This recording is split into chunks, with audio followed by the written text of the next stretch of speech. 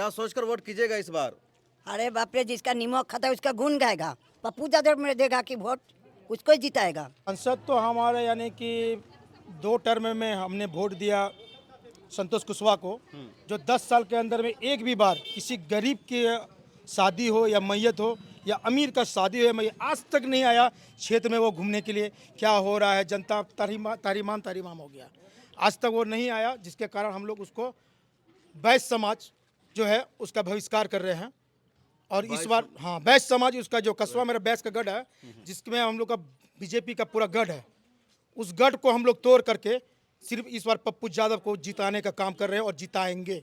हाँ, तो पप्पू यादव का चर्चा है। जहाँ हम लोग जाते हैं वहाँ पप्पू यादव का ही नाम सुनते हैं, क्योंकि संतोष कुशवाहा को आजकल कोई नहीं देखा है यहाँ पे कस्बा में कि कौन है संतोष कुशवाहा। इतना हम लोग के साथ इतना मुसीबत आया, दुख आया, लेकिन कभी नहीं आया वो देखने के लिए कि कैसे है मेरे पब्लिक जनता, कैसे है कोई काला है कि गोरा है।